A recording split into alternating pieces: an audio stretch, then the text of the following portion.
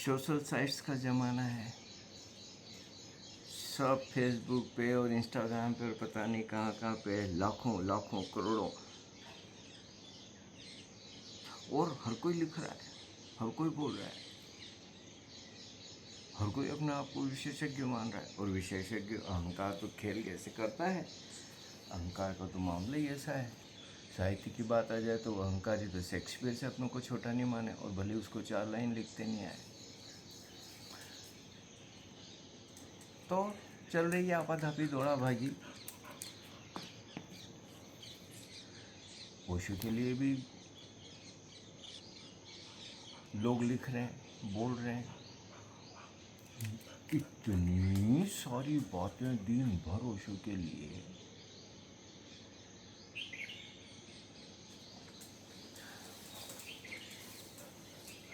जिनको बस अभी समझनी ओशो की। और सबसे बड़ी बात, अध्यात्म की कोई प्यास नहीं, साधना की कोई प्यास नहीं, रूपांतरण की कोई प्यास नहीं, तपश्चर्या के लिए कोई तैयारी नहीं, लेकिन शाब्दिक लफ्ज़। ओशो ने ये कर दिया जी, ओशो ने वो कर दिया जी। मेरा एक क्वेश्चन हमेशा ना है कि अगर ये इतने महान हैं और इतने ओशो से अधिक समझदार है, क्योंकि दिन भर ओशो को सुझाव देते हैं, ओशो ने ऐसा कर दिया था, ओशो ने वैसा कर दिया, तो भाई ओशो का पीछा छोड़ो ना भाई। क्यों ओशो के पीछे पड़े हो? एक गलत आदमी अगर है तो ऐसी क्या रात दिन उसी के बारे में बात करना। ओशो जो हैं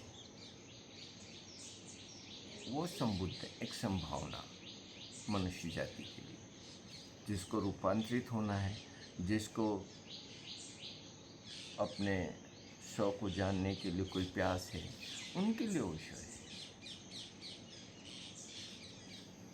बाकी ओशो ठीक है, ओशो ने हर संबुद्ध अपने समय की कई सामाजिक, राजनीतिक और अन्य व्यवस्थाओं पे भी बात करता है, लेकिन मूल तो साधना होती है, रूपांतरण होता है।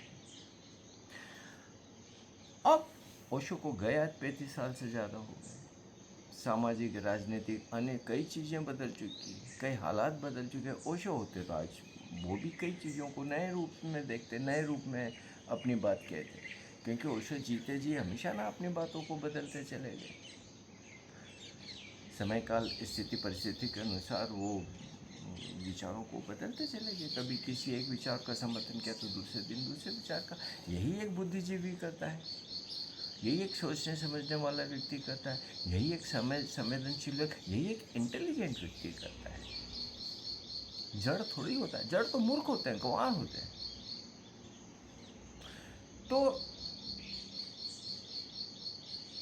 लेकिन जब मैं लोगों के पता नहीं क्या क्या लिखे लिखे पढ़ता हूँ, तो या कभी देखता हूँ इधर उधर,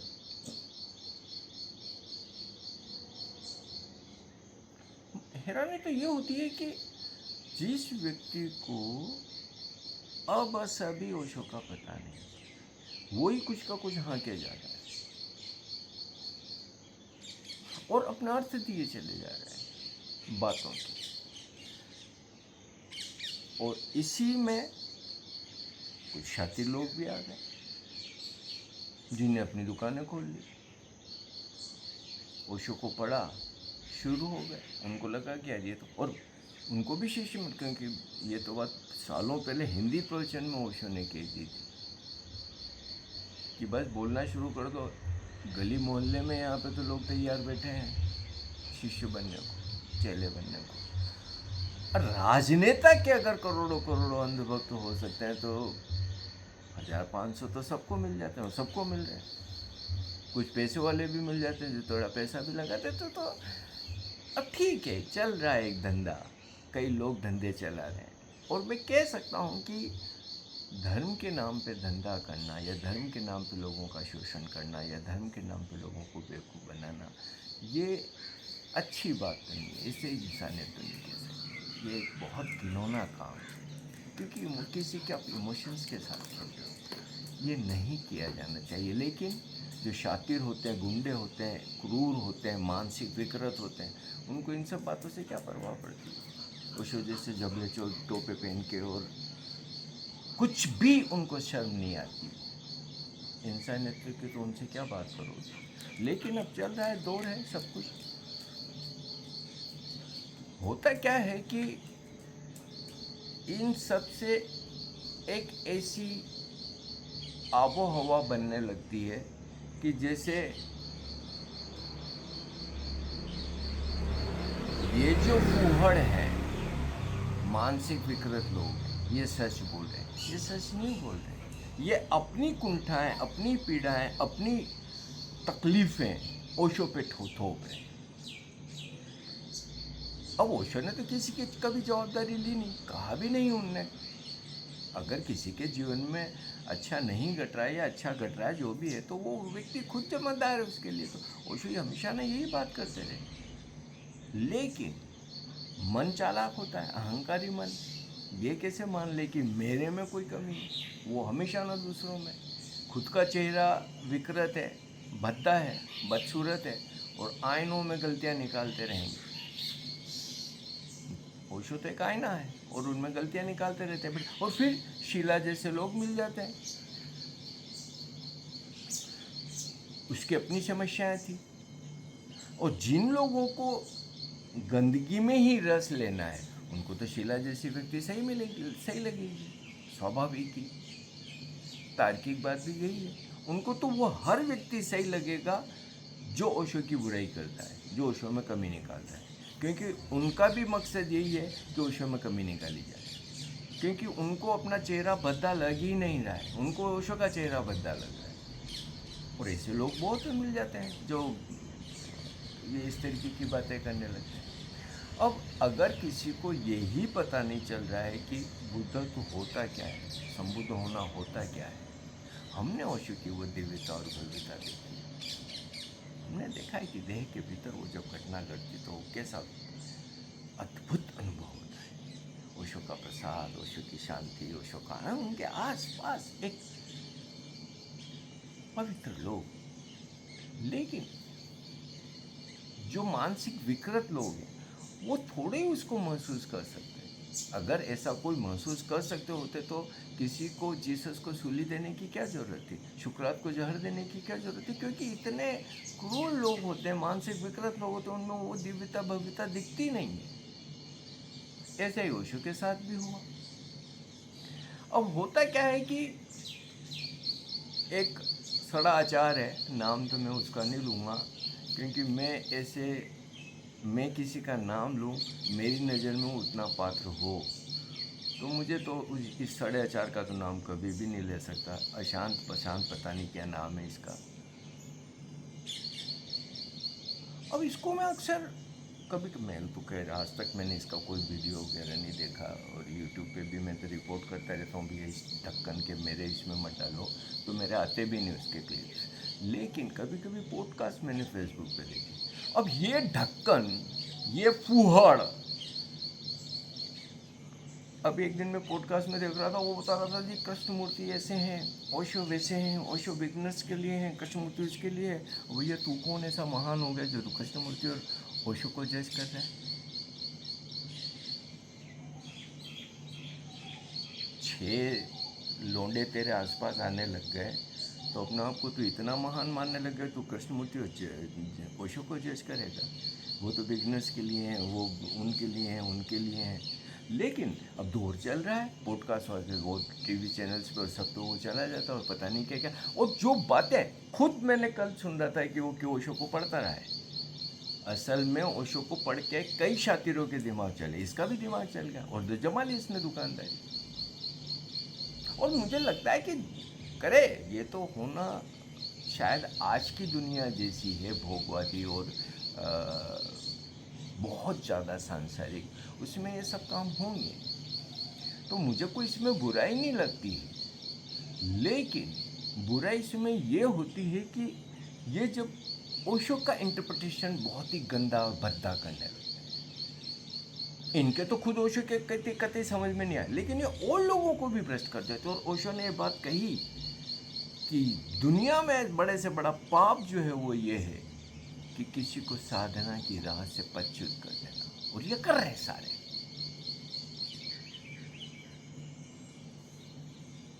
तो इसलिए इसका अब, क्योंकि अब इसकी भी दुकानदारी चल निकली है, सोशल साइट्स का और यूट्यूब का, और उसने खूब तगड़ा उपयोग किया है। अब ये अष्टावक्र गीता पे भी बोल रहा है, इस पे भी बोल रहा है, और सारी ओशो की बातें चेपता है, पर्यावरण पर, इन सब पे भी ओशो की बातें चेपता है।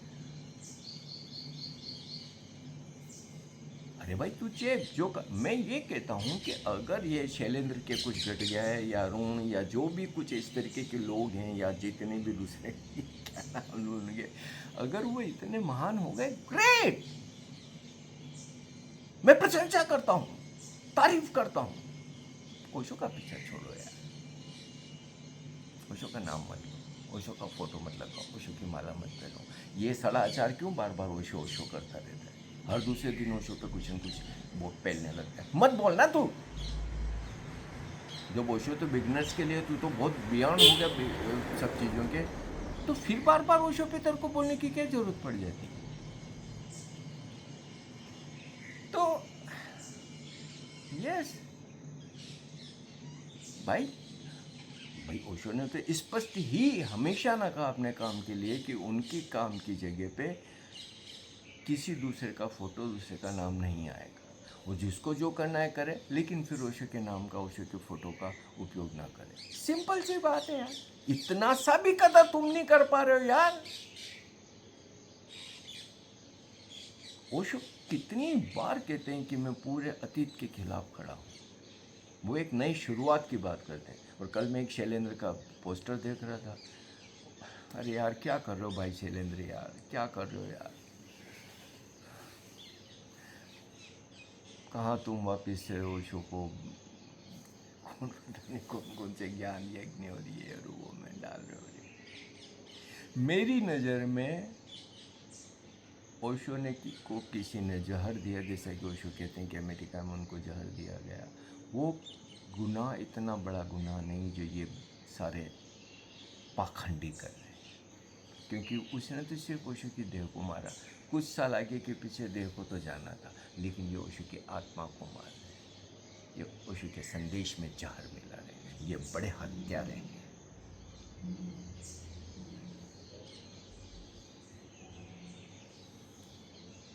ये सब बड़े हत्यारे हैं। लेकिन हाँ, और मैं ये भी मानता हूँ कि कई लोगों की बात का इतना असर नहीं होता है, लेकिन कुछ लोगों की बात का असर हो जाता है।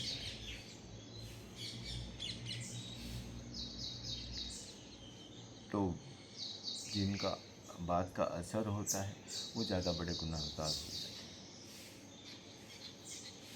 तो यस, एक रेलम पेल मची हुई है। ओशो जैसे महान समुद्र के नाम से इतनी फुहड़ता और घटियापन चल रहे हैं, देख के ही हैरानी होती। मुझे पता नहीं क्यों याद आता है कि ओशो ने देश छोड़ने के पहले एक बात बोली, जो मुझे कई बार खटकती दिमाग में। ओशो ने ऐसी बात क्यों बोली कि अगर मैंने सत्य बोला है तो ये सत्य की मशाल जलती रहे। मुझे लगता है कि कहीं ओशो इशारा कर गए, ये मेरा इंटरप्रिटेशन है। उनको पता था कि आने वाले टाइम में ये जो भोगवादी दुनिया है, मानवता है, उसमें एक से एक शातिर आएंगे और वो उनके काम का कबाड़ा करेंगे, उनके नाम से पता नहीं क्या क्या करेंगे, और तब इतनी भयंकर रेलम पेल मच जाएगी झूठ की और पाखंड की, तो सत्य की बात पूरी तरीके से दब जाएगी। तो ओशो ने कहा कि अगर भी मैंने सत्य बोला है तो वो मशाल तो जलती रहेगी। यस, फिलहाल तो अगर मेरे से व्यक्तिगत रूप से पूछा जाए तो जो मैं देखता हूँ, जो भी कुछ भारत भर में हो रहा है, नेपाल में हो रहा है, या पतियानी चीज़ें हो रही है, ओशो तो उसमें कहीं नहीं दिखते मुझे, कतई नहीं दिखते। ओशो के दुश्मन दिखते हैं, ओशो का विरोध दिखता है, ओशो के विपरीत चीज़ें दिखती है 100%। लेकिन हाँ, फोटो माला डालने से और मैं ओशो के इतना सारा, मैं ओशो का ऐसा रिश्तेदार, टोपे जबले पहन लेने से, और ये तो बहुत ही उथली बात है जो कोई भी कर सकता है और कोई भी करता है और कोई भी कर रहा है। अब दिन भर कोई लोग बैठे ही हैं कि ओशो ने ऐसा कर दिया था, ओशो ने वैसा, फिर लोगों को पढ़ के लगता हाँ यार ओशो ने ऐसा क्यों कर दिया था, ओशो ने वैसा क्यों कर दिया था। तो एक बहुत मूढ़ता की ओशो के नाम से बाढ़ आई। नक्कार खाने में तूती की आवाज़ की तरह ओशो की आवाज़, ओशो के प्रवचन, ओशो का होना, ओशो के ध्यान, ओशो की विधियाँ, ओशो का कार्य तूती की आवाज़ होती रही। मुझे नहीं पता अन्य बुद्धों के संबुद्धों के साथ में ऐसा हुआ कि नहीं हुआ। जहाँ तक मुझे जानकारी है, छोटा मोटा तो सबके साथ हुआ, लेकिन इतनी बड़ी जो ओशो के नाम से हुई है वैसा किसी संबुद्ध के साथ पहले कभी नहीं हुआ। ये आज का भोगवादी समाज, ये शातिर और चालाक लोग। ओशो ने कहा ना कि जब उनसे पूछा गया कि कृष्ण ये तो बताते हैं कि सत्य किसको सुनना चाहिए, कौन उसका पात्र है, लेकिन ये नहीं बताया कि सत्य किसको बोलना चाहिए, उसका पात्र कौन है। तो ओशो ने बोला कि वो समय ऐसा था, लोग ईमानदार थे, प्रामाणिक थे, सत्य वही बोलता था जो अनुभव करता था, बाकी नहीं बोलता था। तो इसलिए कृष्ण को कहने की जरूरत नहीं पड़ी। लेकिन आज तो आ गए साला आचार्य भी आ गया जो अपने आप को आचार्य पता नहीं क्या क्या बना रहा है। और इस तरीके के लोगों की तो अब देखो रेलम पेल मची, एक से एक लफंगे यार, गुंडे व्यभिचार कर रहे हैं। बस दाढ़ी बाल बढ़ा लिए या थोड़े बहुत इधर उधर के नाम रख लिए। अब एक और मैंने देखी कि इन सब के सत्य होने की परिभाषा कि किसने कितना बड़ा आश्रम बना लिया या कितने चेले उसके पास आ गए। अरे यार यही देखो तो एक से एक लोगों ने बाहर की दुनिया में बिना ओशो के नाम के ही अरबों की संपत्तियां बना ली, आश्रम बना ली, और करोड़ों करोड़ों उनके भक्त जिनके ऊपर न्यायालय में आरोप सिद्ध हो गए, आरोपी हैं, जेलों में गए, उनके ही करोड़ों करोड़ों शिष्य हैं, अरबों अरबों की उनकी प्रॉपर्टियां हैं। और ये तूतड़े ओशो के नाम से 6 कमरों का कुछ बना के, 5 कमरों का कुछ बना के, किसी को सिर पे बैठ के प्रेशर डाल के थोड़े पैसे करके ध्यान कक्ष बनवा के, ये करवा के, छोटी मोटी तस्वीरें लगा के अपने आप को बहुत महान बना रहे हो। अरे फिर देखो बाहर के जगत में जो ओशो के नाम के बिना कितने बड़े प्रपंच खड़े कर लिए उन्होंने। ये तो चलता रहता है दुनिया में आज भी। तुम देखो ना, मैं तो जब लोगों को सुनता हूँ यार, ऐसे मूढ़ आदमी, लेकिन धर्म के नाम पे देखो उनकी जो बड़े बड़े पदों पे बैठे अपने आप को उनका छोटा भाई कहते हैं और पता नहीं क्या क्या कहते हैं, वो सब चल रहा है। जब उनसे मैं तुलना करूँ तो इन ओशो के नाम से चलाने वाले दुकानदारों को पूछता कौन है? किसी को भी कौन पूछता है, मुझे बता दो।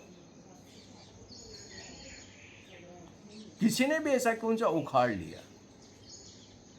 तो इन चीज़ों से कोई मोल नहीं होता है कि किसने क्या कर लिया, किसने क्या नहीं कर लिया। मैं इन चीज़ों से प्रभावित भी नहीं होता।